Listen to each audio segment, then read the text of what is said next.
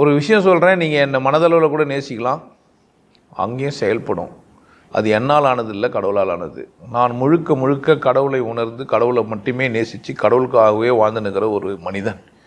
என் உன்னதம் எனக்கு மட்டும்தான் புரியும். உங்களுக்கு புரிஞ்சால் சந்தோஷம், புரியலனாலும் தப்பு இல்லை. நான் ஒரு உன்னதமான பிறவி. எல்லாருக்கும் புரியணுன்ற அவசியம் இல்லை. என்னை வெறுப்பேற்றலாம், சந்தேகப்படலாம், கோவப்படலாம், எனக்கு எதிராக நீங்கள் செயல்படலாம், எல்லா உரிமையும் உங்களுக்கு உண்டு. ஆனால் அதனால் நஷ்டம் உங்களுக்கு தான். ஏன்னா நான் யாரும் நல்லா இருக்கக்கூடாதுன்னு நினைக்கிறதே இல்லை. எதிரி கூட புரிஞ்சுப்பானா, ஏன் அவன் புரியாமல் செயல்படுறான், என்ன அவனுக்கு எனக்கும் அவனுக்கு என்ன பிரச்சனை, ஏன் அவனுக்கு என்ன புரியல அப்படின்னு புரிய மாட்டேங்குது.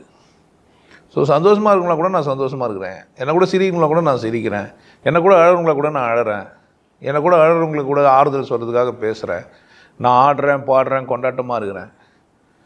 இது பிடிக்கலன்னா யார் பிரச்சனை? இது அவங்கவுங்க பிரச்சனை. நான் மகிழ்ச்சியாகவும் கொண்டாட்டமாகவும் இருக்க வந்துக்கிறேன். நீங்களும் உங்களுக்கும் நான் சொல்கிறேன், நான் தான் மகிழ்ச்சியாக இருப்பேன், நீங்களாம் மகிழ்ச்சியாக இருக்காதீங்க. நான் தான் எப்படி இருப்பேன், நீங்கள் எப்படி இருக்காதீங்க. எனக்கு தான் கடவுள், உனக்கு கடவுள் இல்லை, அப்படிலாம் கிடையாது. என்னால் ஒன்று சாதிக்க முடியும்னா நீங்களும் என்ன பண்ண முடியும், அதை சாதிக்க முடியும். எனக்கு ஒரு விஷயம் புரியுதுன்னா உனக்கும் ஒரு விஷயம் புரியுது. நீ முயற்சி செய்ய மாட்டா, அவ்வளோதான். அப்போ முயற்சி செய்யாது நீ என்னை பற்றி பேசவே கூடாது, தகுதி கிடையாது. முயற்சி செய்யாதவங்க என்ன பண்ணக்கூடாது, என்னை பற்றி பேசக்கூடாது. ஸோ முயற்சியின்றிய வெற்றி கிடையாது.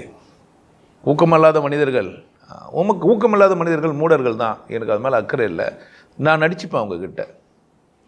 ஏன்னா அது ஊக்கமில்லாத ஜந்து ஒன்றும் செய்ய முடியாது. புரியுதா? அவங்கள சுற்றி யார் ஒன்றா இருக்கலாம், அது அண்ணனாக இருக்கலாம், தம்பியாக இருக்கலாம், மாமாவாக இருக்கலாம், மச்சனாக இருக்கலாம், அம்மாவாக இருக்கலாம், அப்பாவாக இருக்கலாம், கணவன் அல்லது மனைவி, உங்கள் உறவினர்கள் யாராவனா இருக்கலாம். அவங்கள கூட சேர்ந்து நீங்களும் உங்கள் ஊக்கத்தை இருந்தால் நீங்கள் தான் பாவம். யார் தூங்கியிருந்தாலும் அது அவங்க தப்பு, நீங்கள் தூங்கியிருந்தால் அது உங்கள் தப்பு. நீங்கள் தான் குற்றமற்றவராக இருக்கணும். நீங்கள் தான் எப்படி இருக்கணும்?